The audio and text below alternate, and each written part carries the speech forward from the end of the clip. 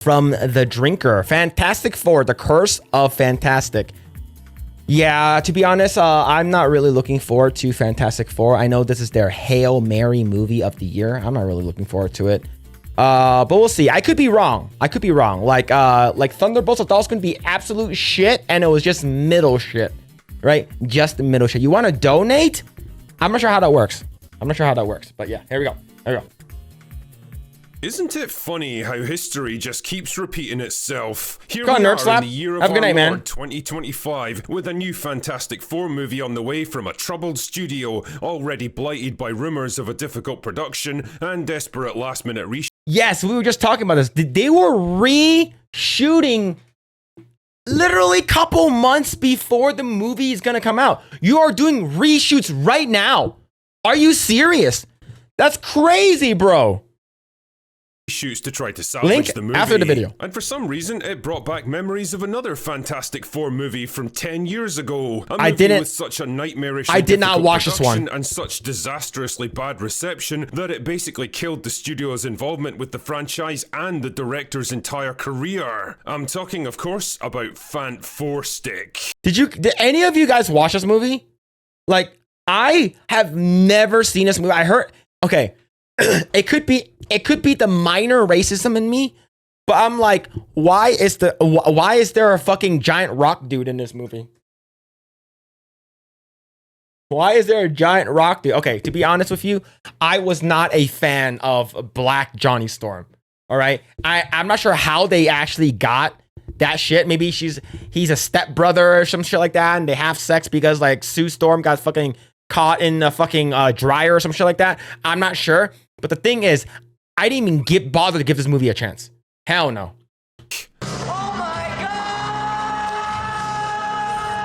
God! Now, to fully understand She's how cute, this movie though. came about, I need to give you a little history lesson. The problems date all the way back to the 1980s when a cash-strapped Marvel sold off the film rights to some of their most iconic characters in a decision that still haunts them to this very day. In the case of the Fantastic Four, the rights went to Constantine Films in 1986. You ever watch Jessica Alba ones? Yes, those I did. Limit, basically meaning that the studio had to do something with them by 1996 or they'd default back to Marvel. Unfortunately, the 90s weren't exactly a golden age for superhero flicks. There was no real audience demand for a Fantastic Four movie, and Constantine Films didn't have the resources to do something like that anyway. So they did what any retarded studio would do and hired the king of B-movies himself, Roger Corman, to direct a low-budget, unreleased this Four one. movie I've never seen this purely one as a either. rights retainer. Apparently, though, the actors were never told about this plan and thought that they were making a genuine movie, but whatever. The first serious attempt came in 2005 there it when is. the superhero craze finally took off. 20th Century Fox bought the rights and It wasn't made their own awful. big budget Okay, adaptation. these movies had its charm. That girl has nice cleavage. These movies had its charms, okay? Fantastic Four, Fantastic Four 2 had its charms. The charm was Jessica Alba being fucking hot. All right? Jessica Alba being fucking insanely hot was crazy. Was so good. And here's the thing. I actually really like Johnny Storm. I think Chris Evans played a very good Johnny Storm. He's a perfect, cocky ass son of a bitch that I liked. He did a good job. And Silver Surfer most of the movie sucked. But that Silver Surfer scene where Johnny Storm was chasing him and he fucking chokes him out and brings him to space, fucking cinema. That's the only part that's actually literally good in the movie, though. Of the Fantastic Four, and it was... yeah, okay, I guess. It made the studio a decent profit, and it was enough to greenlight a sequel, but Rise of the Silver Surfer cost more and made less, and it was a pretty shit movie overall, so plans for a third movie were quickly scrapped. But you don't need me to tell you that Marvel had not been idle during this time. The MCU launched in 2008 and quickly turned into a box office juggernaut. Marvel, who were once forced to sell off the rights to their own characters just to keep the lights on, were the new king of the hill, and they wanted their fucking toys back. That old licensing agreement from way back in 1986 was still in effect, and if Fox didn't release a new movie by 2016, the rights to the Fantastic Four would revert to Marvel again. Oh, so that's the reason why they made this shit show. Man, I feel bad for Michael B. Jordan. He's a great actor. He's a great actor. He's a phenomenal actor. I just feel bad for him because he was in this shit, but he did get he did get a redemption arc. Every one of these actors that were in a shitty superhero movie got a redemption arc. Okay, Michael B. Jordan was one of them. Deadpool was one of them. What's it called again? Ben Affleck was one of them. There it is. Ben Affleck was one of them. Clearly this was not acceptable, and so a new Fantastic Four movie was greenlit in 2009, with Akiva Goldsman producing and Michael Green writing the scripts. The plan was to reboot the franchise and start over, ignoring the first two movies and hopefully launching a new franchise. Unfortunately, they struggled to make much progress for the first few years, but that all changed with the release of Chronicle, a low-budget dark sci-fi superhero movie by Josh Trank that went on to make $120 million. I remember this movie! I think I actually watched that movie. Catapulted from a relatively unknown newbie to Hollywood's golden boy overnight, and Fox were quick to see his potential at the helm of a Fantastic Four movie. So pretty soon, Trank was hired to direct, with Jeremy Slater doing the script writing. Unfortunately, this is the point in our story where things start to go wrong. According to Slater himself, the two men had completely different creative visions for this film. Slater wanted a bright, optimistic, and very conventional superhero movie, basically Fox's answer to the Avengers. Trank, on the other hand, wanted a dark, gritty psychological story about personal trauma, and that is where you sort of have shit hit the fan. All right, you're basically gonna have a movie about identity crisis, right? You're not sure what this movie is. There are some movie that works like that and some movie doesn't. Okay, whenever you have that's what happens when you have too much fucking cooks in the kitchen. You don't know what's happening. Okay, now there are some times where you can actually blend both of them together and it works seamlessly. Okay, a very, very good example. Okay, this is my knowledge when back when I used to work at Disneyland. Haunted Mansion. There are two guys basically sort of in charge of how the ride would be. There's a guy who likes it a little bit more like goofy comedy ghost. And then another guy that likes it a little bit more scary and eerie and creepy, right? So that's why when you go into the Haunted Mansion, the first part of it is like creepy, scary, you know, with the fucking that fucking hand going over the clock, that shit. And then all of a sudden it starts singing and dancing.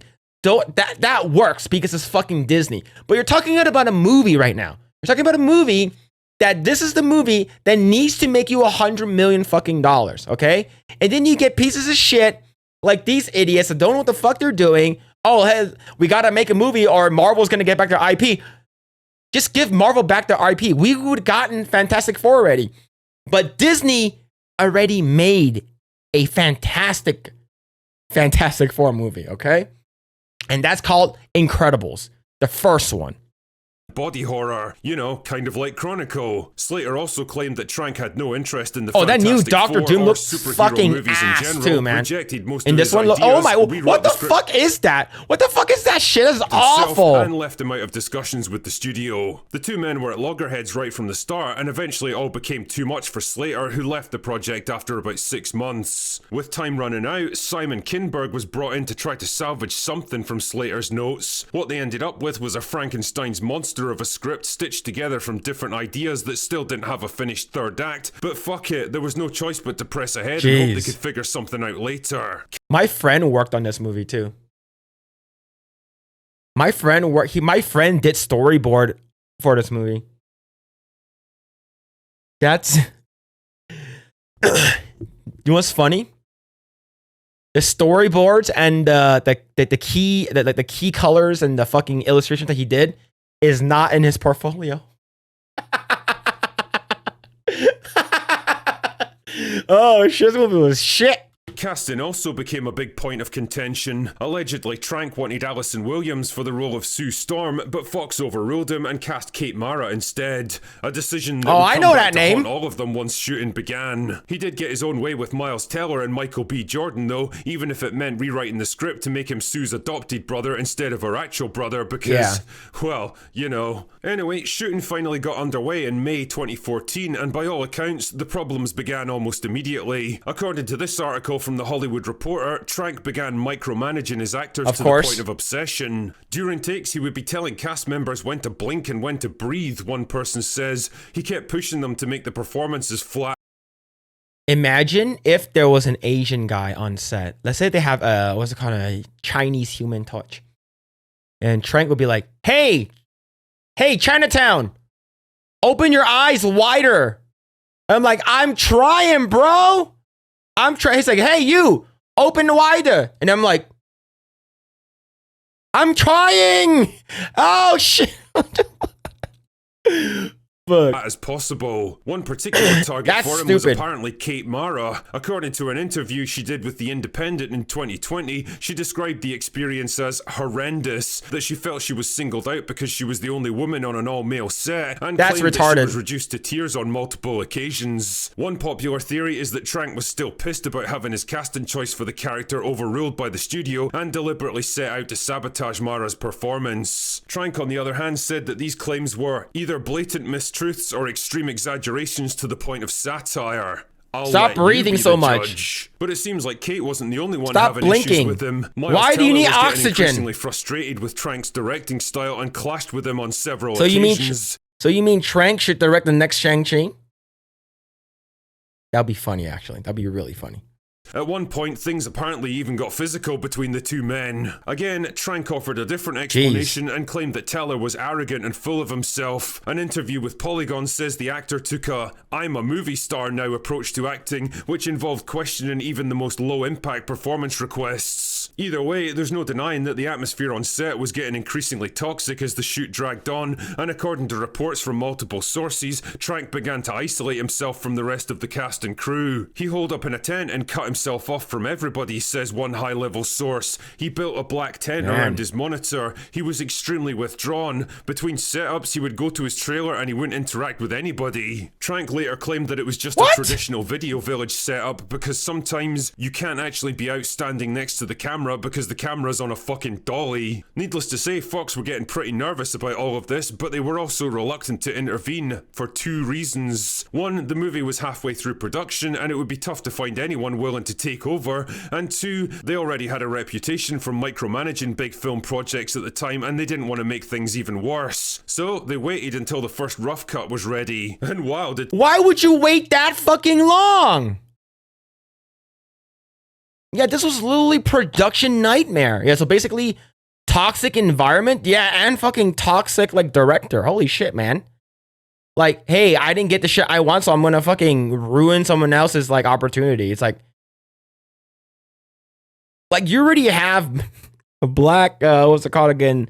Human Torch. And then you have Miles Teller, who doesn't really look that old. I wish he was older looking, so he had the gray. But like, it's just, this movie was dog shit, man. Like, I didn't even watch it and I knew it was dog shit. Things go downhill fast after that. Up until then, there was still some kind of hope that Trank could deliver on his creative vision for the film. Sure, there'd been problems on set, but that wasn't exactly unknown in the film industry. Time for Tropic Thunder 2? I would love a part 2. There was just no hiding it anymore. But they're gonna make it gay and woke. Turning into a fucking disaster. Straight away, they went into panic mode and ordered major reshoots, especially on the third act. Yeah, that's so bad, man. And Simon That's Kinberg took so over, bad. trying to cobble together an ending from the scraps that they had. Getting the cast back together was almost impossible since they'd all moved on to new projects by that point, so a lot of material was shot with doubles and the production moved to LA to film scenes with Teller against a green screen. Jeez. It was chaos, says a crew member, adding that Trank was still in attendance but was neutralized by committee. Kate Mara had shaved her head for another role, forcing the production to shove the kind of wig on her that would make Steven Seagal feel embarrassed and just hope that nobody would notice. Well, it turns out that they did. Yeah, the first one looks way better, right? Like it's like a dirty blonde versus the fake weave blonde. Looks awful. Fant4stic finally released into the August dumping ground in 2015 to a critical lambasting and went on to bring in less than 170 million worldwide, officially making it a flop. Plans for future movies were immediately cancelled, and Josh Trank did his best to distance himself from the movie, feeling like it was no longer even his project. It was basically a gigantic embarrassment for everyone involved, and clearly someone had to carry the can, so naturally Fox wasted no time throwing Josh Trank under the bus. Of course. Before you knew it, conveniently timed articles were starting to pop up in the trades. Fantastic Four blame game Fox director Josh Trank square off over on-set chaos. Jeez. Detailing the problems on set and blaming Trank for most of it. Almost overnight, he went from Hollywood's golden boy, who was being touted as the next J.J. Abrams.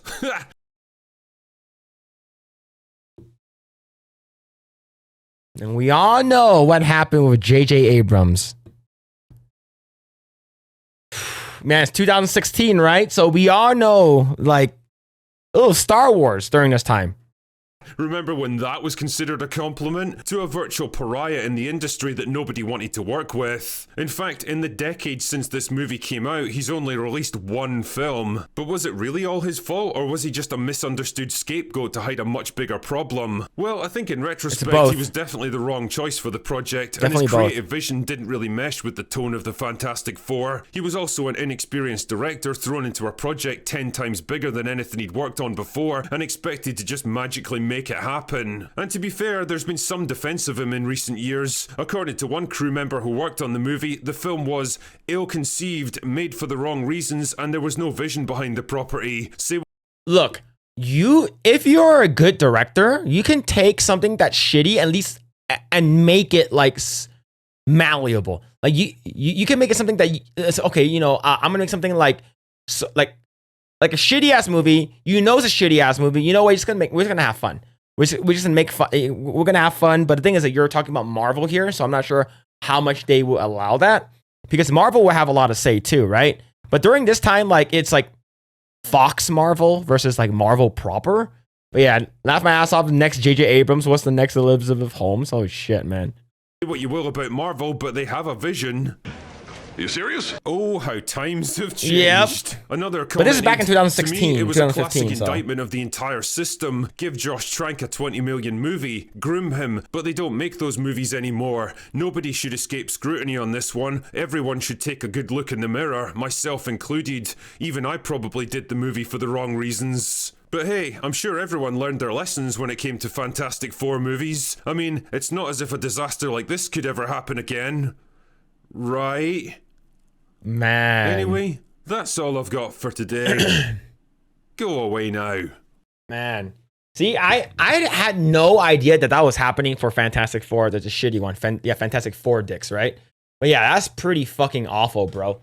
Like, holy shitting balls.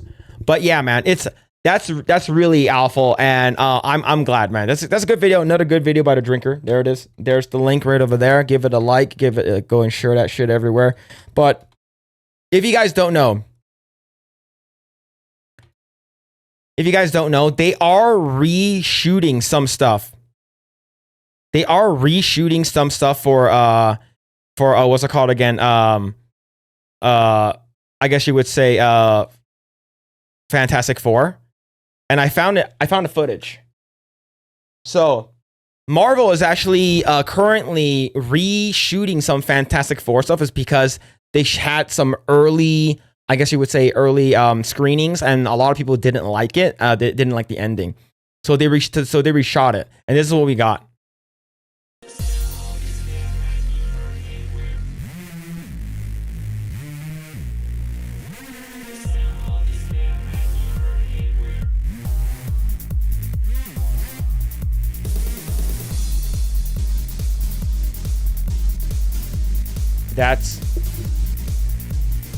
That's what we got.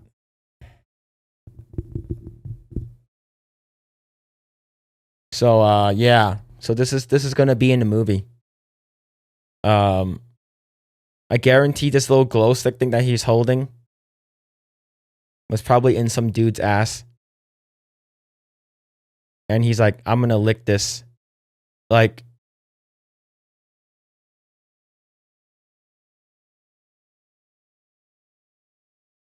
I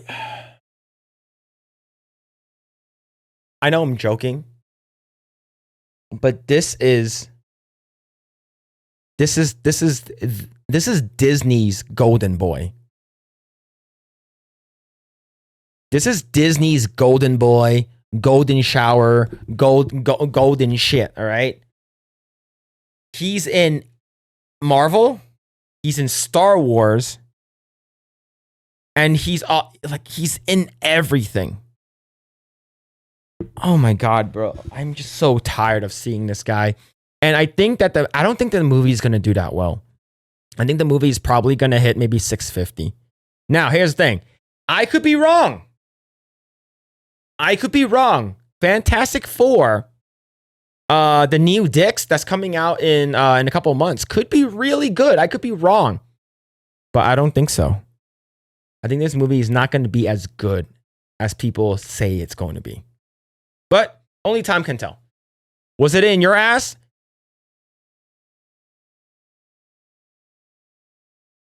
I'm not going to sit here and let you berate me with those true allegations.